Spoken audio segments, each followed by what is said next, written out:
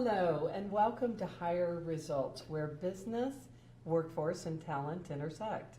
I'm Melodie Reagan, and I'm your host. Talent is at the heart of every organization.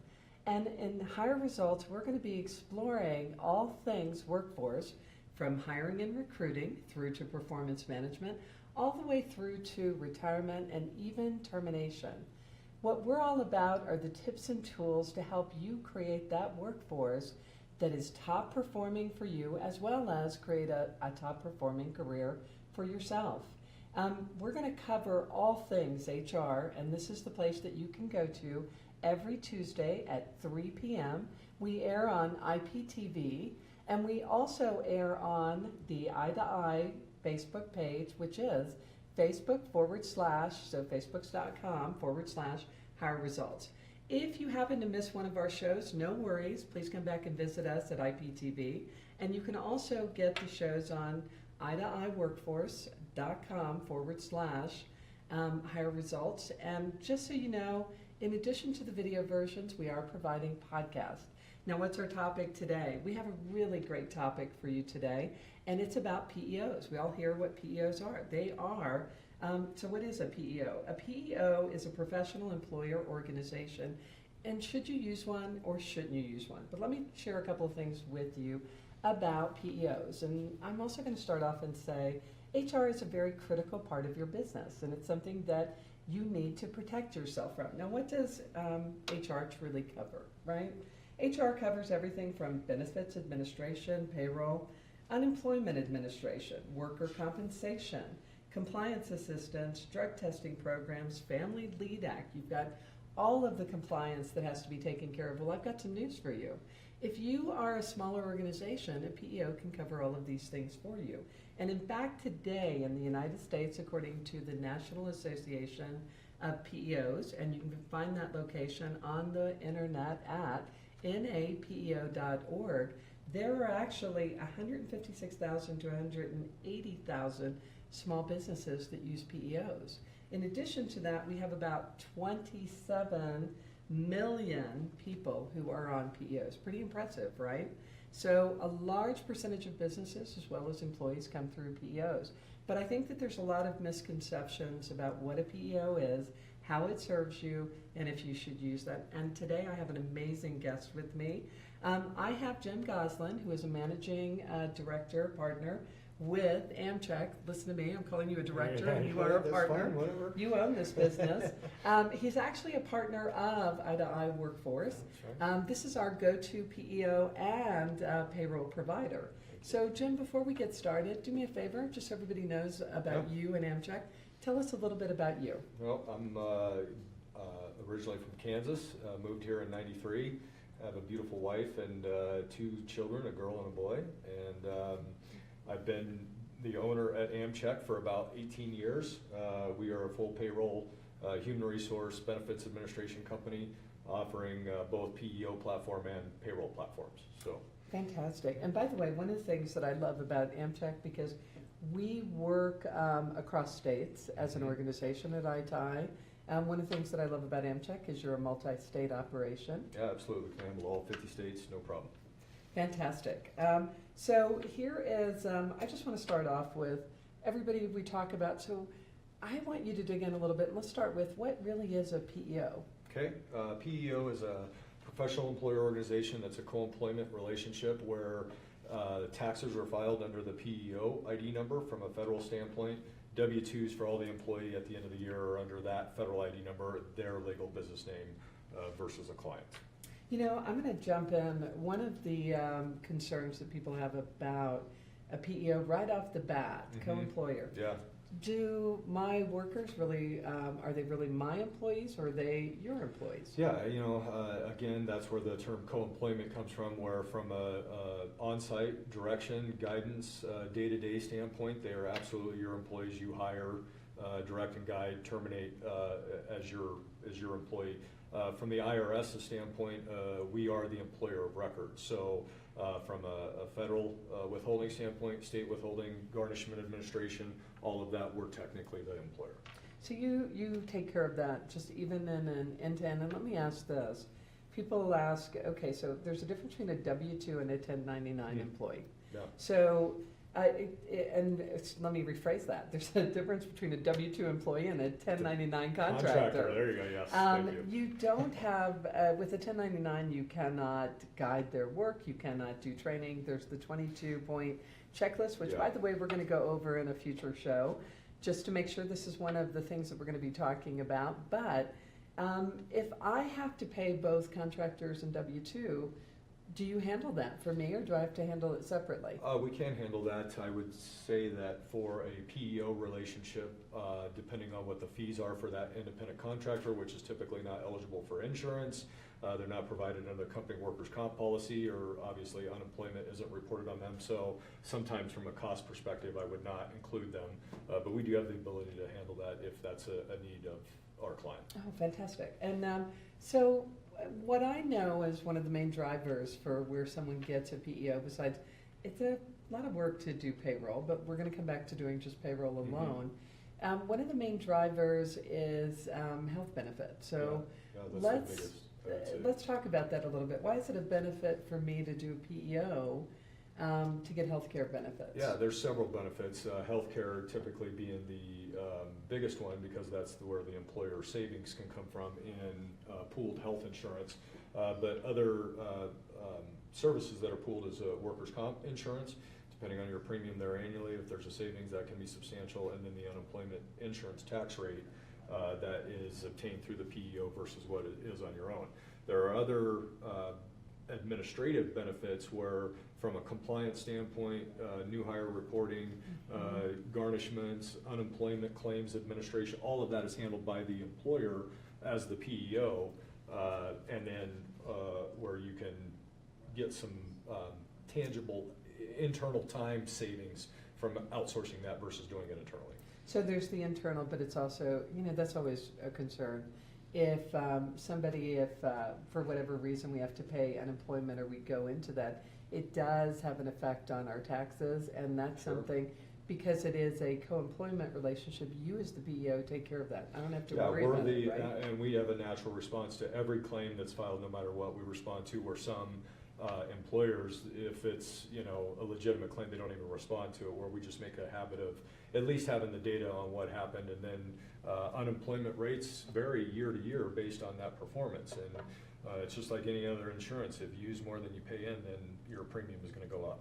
Right. So we that's try to manage that to keep it down. That's a fair point. So, okay, if I'm an organization and I'm thinking about what do I do, what do I do for payroll? What do I do for benefits?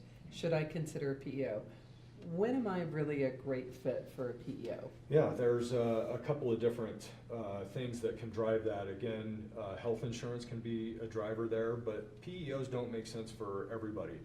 We are a big proponent of nonprofits here.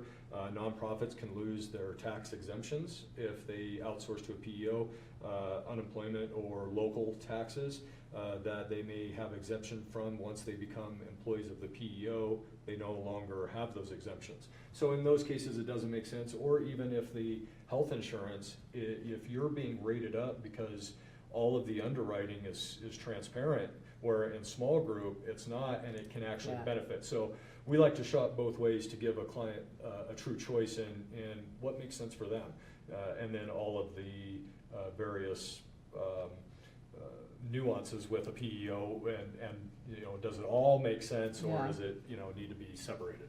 You know what, and let's think a little bit more in terms of healthcare, because healthcare is so expensive. And one of the things that you said, now for you providing healthcare, you're pulling all of that healthcare, right? Yeah, and in Colorado, it's a big issue because anything under 100 employees is considered small group. Small group is all based on age. It doesn't matter the health condition. If you're 40 years old, healthy, or have cancer, your rate is the same.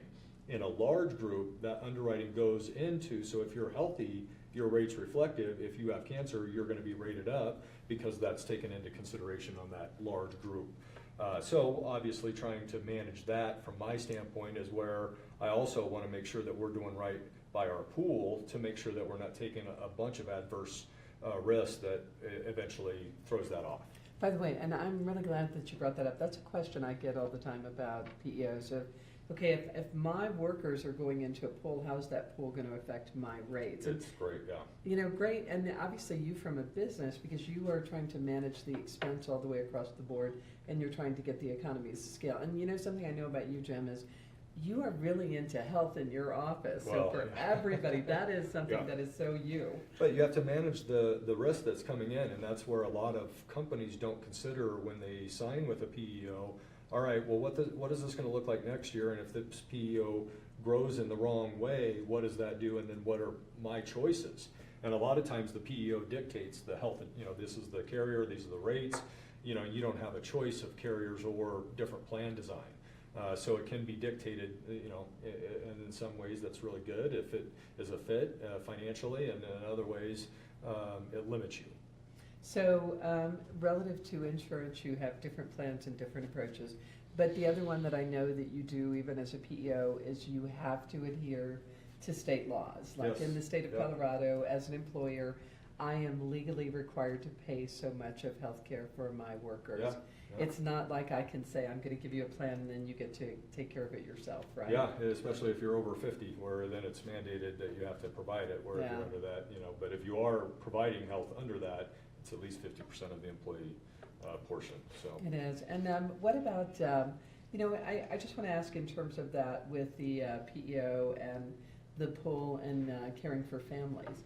One trend that I'm also seeing with healthcare that's going on these days, a lot of employers are actually pulling back from providing healthcare for the entire family from a cost perspective. For sure, They're yeah. saying that they have to contribute in. That's a rare that we see where employers cover a family now. So it's becoming a rare, but Yeah. you handle, like if the employee is having to pay in for their family, you take care of that for the Yeah, employer? all the deductions and everything are set up on a pre-tax basis, and so we run all the Section 125 compliance.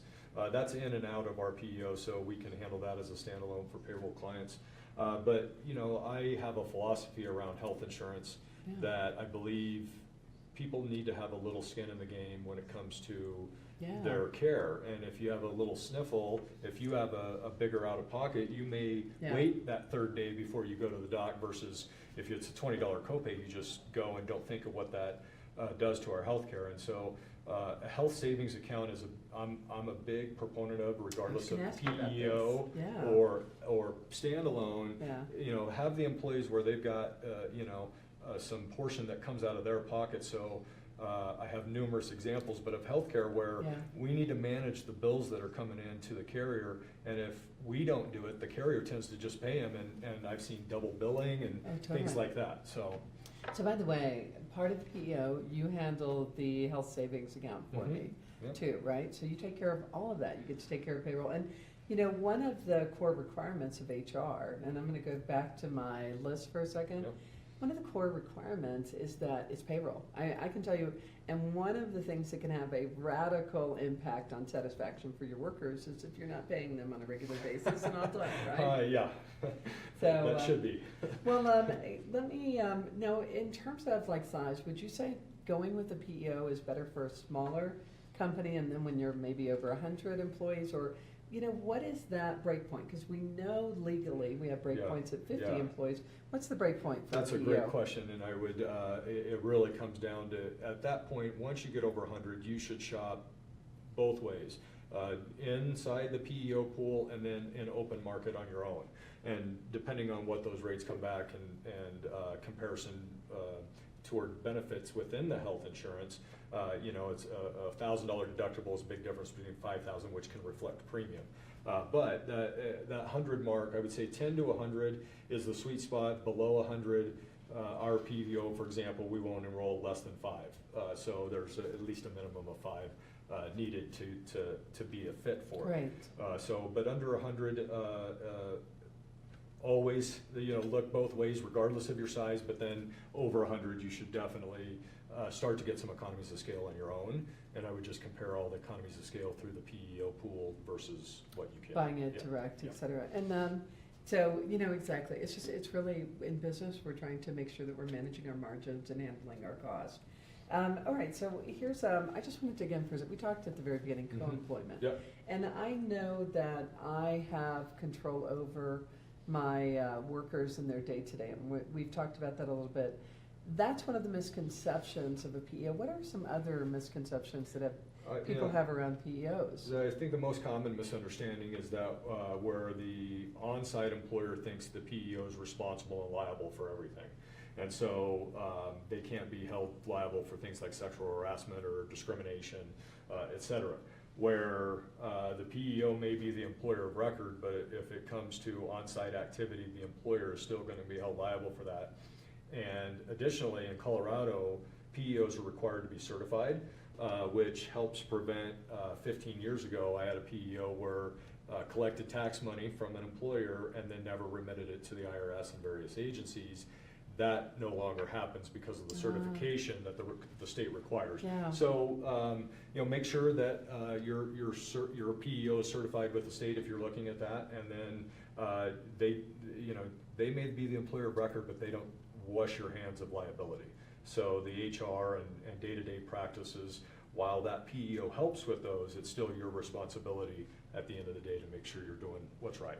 One of them that I also think about with you on that, and I'm going to come back to what we as the employer, because it is the Mm-hmm. we handle the culture. We have to make sure that our teams understand what legal compliance is. When I am thinking about this at a more holistic level, you have an HRIS that if I do business with you, you have actually a pretty impressive HR system, and we're automating everything out in HR. So if I get a PEO, what are some of the features that I should be looking for that my PEO should be including with the service? Like what systems and what tools and what services? Yeah, software certainly varies in my industry. It's certainly changed in the last 5 years, as recent as that, where technology drives my industry now. Where before, people didn't care about accessing things online or being able to go online and enroll for insurance and all of that. And with any reputable PEO now, you have online benefits enrollment, where open enrollment is all done via the web instead of these internal meetings with people. With people filling out Yeah. paperwork. We want to be available to answer those questions around Yeah. what the benefits are, but then they Yeah. go online and complete that with their spouse. Same thing with electronic onboarding and all of the new hire reporting that is required by employers. That is being automated today, and instead of having paper copies and them spending the first 2 hours of their first day on the job completing that's part of the pre-employment, where prior to showing up, credentialing them in the system, they can get access to the employee handbook, job description, a W-4, I-9, direct deposit, all the legal forms that are part of your new hire enrollment process. By the way, on all of those forms, this is a common mistake that employers make. Maintaining your employee files, really important. I've gone in with, whenever we go in and we become that outsourced HR, and I know you do the same thing, where you go in and we do that baseline You audit. guys do that for us. We do. This is our partnership, Right. which is absolutely Yeah. fantastic. But we check, and it's amazing how often people do not correctly file even their I-9s, Yeah, right? yeah, for sure. Or how they're keeping those files, and where we really rely on I to come in and do that initial evaluation, get a game plan together for maybe things that are missing or updates that a thing that I see in the handbook is you've got a 90-day probationary period, but then there's at-will employment, which is a complete conflict. Oh, it's a complete conflict. So, anyway. By the way, get rid of the 90 days. Exactly, It just doesn't. exactly. It has no merit Right. anymore. There's certain things that we do that are seriously old, and that's one of them, along with a couple of things that we even do for reviews. Well, okay, I want to dig into a little bit with obviously the payroll. When would I maybe go to somebody and just do payroll as opposed to having them be my PEO? What's that balance? Yeah, I think you're, depending on your growth trajectory, and as I mentioned, I have a minimum of 5 for my PEO. So if you're a smaller business just getting started out, we can still do all the things that you're required to by law, but things that for a small business aren't required are health insurance, until you get to 50. And so until that point happens, maybe you grow into offering, because a PEO at least in my world, is kind of a all or nothing type of environment, where in my payroll service bureau and what we refer to as administrative service outsourcing, or ASO, you can pick and choose the features of a PEO but a la carte. And then there's of course no co-employment or commingling of benefits, but then you just get help with what you need versus everything. I love and, that. Yeah, not using it all. So I just want to make sure that everybody in our audience is understanding. It's like what you said with the ASO. You have this robust package of what a PEO covers, and it is that co-employment relationship. But you also can come in and all of those things you can start getting a la carte. Sure. You can start and say, first I just want a little bit of payroll, or I want you to help me with certain HR functions plus payroll, or I want to go all the way graduating into a PEO. Yeah, when I looked at your questions prior and I did some preparing for this, that was one of the topics that, I run into a lot of clients that are, let's say, paying for HR services, and they've got a long historical company and they don't have a lot of need for that. So you're contacting the PEO a couple of times a year and paying several $1,000s. And so that's where I really get people to look at what do you really need help with? Let's build a model around that, and then does the PEO make more sense, or keeping it a la carte and you picking and choosing where the outsource potential is versus doing things internally yourself. Exactly. And when I think about your PEO, when I think about the ASO and payroll and PEO, what I think is you are taking care of the basic things that I am required as an employer to take care of. Yeah, you're going to take care of it, and it is in terms of you handle my payroll, my unemployment administration, my workers' comp. If I'm in a PEO, you'll handle compliance. You'll help me even with drug testing. Yeah, even on the payroll side, we'll do all of that. You just don't get the benefits or the price breaks in the pooled environment. But we can still do all that for you if you want a standalone workers' comp policy and maybe a drug testing program. And the compliance posters are kind of given now with payroll services or PEO services. So we really try to provide that as a given, and then the thing that I see most companies, if you're not offering all the full-blown health insurance or a 401k, that's where I see people really starting to grow. Okay, now I'm ready to offer 401k, and then we can start to grow into maybe that more robust, all-encompassing model. So, by the way, when I think about that, just holistically, and I just want to get a little bit of a balance. It's like when I'm thinking about payroll, your ASO services, and I'm thinking about the PEO, the burden, the responsibility of the culture, managing your team members, educating your staff, doing your training, all the things that, from my perspective, are really the heart of your business. How do you get that top performing workforce? It is still the responsibility of the employer. What you're doing is you're making sure, because the laws change every year. What are my laws with benefits? What do I have to do with taxes? Obviously, we just had a big tax change in America. Big time. What's fantastic when I am dealing with someone who is taking care of my payroll or doing a PEO, you're on top of that, and you make sure that I am always 100% compliant. Yeah, both ways, both services. It's funny you mentioned the tax laws changing. I just had a nonprofit luncheon on Friday, and the mayor reiterated that effective January, nonprofits are exempt from city tax, local taxes, which includes all the OPT taxes. So both in our PEO and our ASO, we're making sure that people are compliant and taking advantage of all those things that are coming down the pike that they may not be aware of. Fantastic. See, that's a benefit to me. And as a business owner, you don't have to worry. There's so many things that you have to worry. Running a business is hard. This has a complexity to it that gives you a tremendous amount of exposure. I always, when I'm talking to business owners, there are times, we consider HR just to be something administrative. It's actually at the heart of your business, and it is the success of your business. You really need to take care of these things. A couple of questions that I just want in terms of advice, because you've worked with, and I'd love even some stories that you may have. What are some common mistakes that you have seen businesses make that if you were to give us a little bit of advice and say, pay attention to this, we don't want this to happen for you? I think that, really understanding what goes into everything that a PEO does, if that's what you're looking at, but if not, the payroll, workers' comp insurance, unemployment, all of those, not just the services, but the rates that go along with them, and then being able to do the math on that with comparing to your current situation, as well as what you get from a competitor.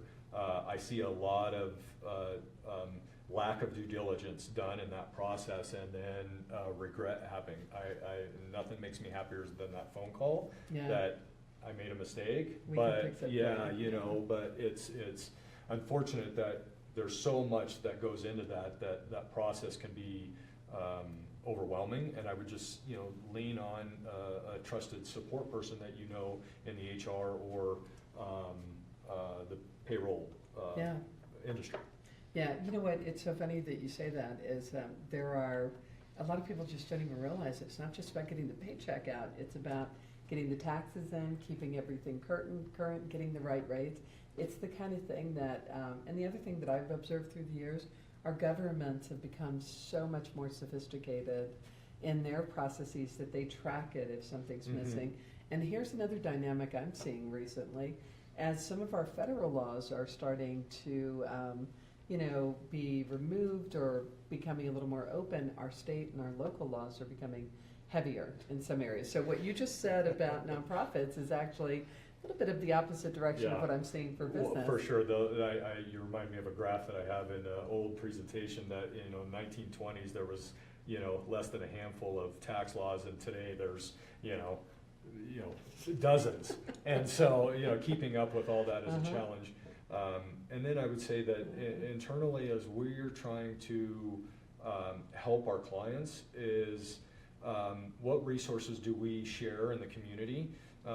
You and I have done a good job partnering in that same respect, but different organizations that I can make introductions to that help the culture that you talk about. That's the biggest difference that I see in business today is what employees expect, how their environment is, and the creative things that we have to do now to help meet those demands. That's fantastic. And Jim, I just want to tell you, I really appreciate you being here today. Thank you. And I want everybody to know AmCheck, and it's really AmCheck.com. You can check it out. America's way to pay. That's right. Oh, there Colorado's you go. way I love to it. It's everywhere's way to pay. Right. America. That's it's right. all 50 states. It matters. So thank you so much for being here today. Thank and you. then I want to tell our audience, thank you so much for being here with us today. You know what? If you miss an episode, just remember you can find us on Facebook.com/higher results. You can also get past episodes on eye2eyeworkforce.com /higher-results. And what I want to tell you about that is we also have podcasts that you can take a peek at. And then I am going to highlight one quick one for you. IPTV has an amazing set of shows. If you want to know what's going on in industry, you want to know what's happening in business, please check out ip.tv, and I want you to look at all the amazing shows that they have for business, what's happening, key trends. Thank you so much for being with us today. We'll see you again next week, and until then, we're wishing you higher results.